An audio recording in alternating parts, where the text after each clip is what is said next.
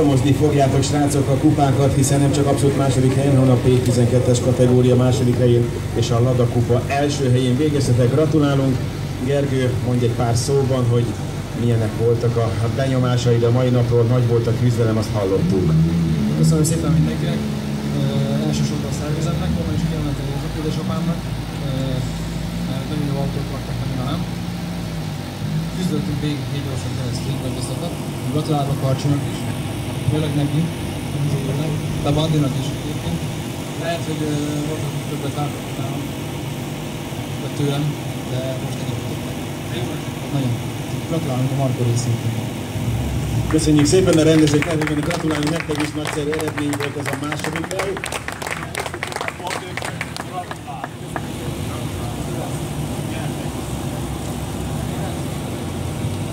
hiszen nem csak az abszolút második hely, hanem a P12-es kategória első helye és a Lada kupa első helye is a kezetekbe került. Sauer Gergőc és Rácz László páros egy Ladával, az idő eredményük pedig 48 perc, 18,2 másodperc. Tényleg 20 másodpercet belül az első helyezethez. Gratulálunk, megszerű eredmény volt.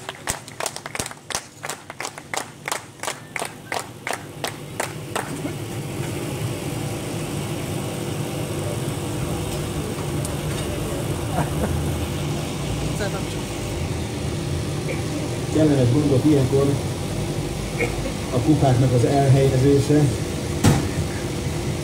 de gratulálunk még egyszer, és jó utat hazafelé. Ő volt tehát a Sauer Gergő Rácz László páros a Ladával, és haladunk tovább, a típus ugyanaz marad, csak egy VFPS kivitelben, Vizeli Károly és Vizeliné Jobbágy Éva, akik az abszolút értékelés harmadik helyére jöttek a Lada VFPS-sel.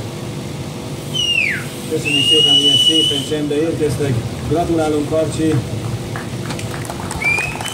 Hiszen a dobogó harmadik foka a bronzérmű szépen csillog. Mondjatok egy pár szót, hogy kelt a verseny. Először is köszönjük. Nagyon érezték az a verseny. Igazából gondoltuk, hogy magas el is ránk Gergőt, akik nagyon jól mentek. És nagyon örülünk az eredménynek. És örülünk annak, hogy megkívültünk erre majdában. És akkor már egy kis előtt kapunk is. Remélem, hogy jól is éreztétek magatokat. Az eredményetek minden esetre fantasztikus. És még egy dolgot nekem az eszembe véstek, hogy külön kérek egy tapsot és gratuláljak nektek, hiszen egy éves házassági évfordulótok van.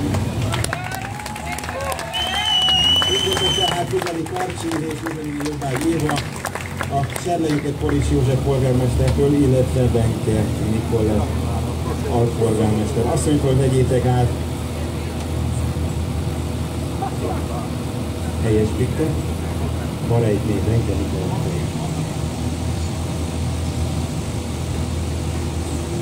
És még mindig a díj özön, hiszen nem csak az abszolút értékelés harmadik helyére jöttek be, hanem a P12-es géposztály második helye és a Lada kupa második helye is az örökké. Vizeli Karcsi és Vizeliné Jobbágy Éva, akik immáron egy éve már egy házastársak is. Gratulálunk!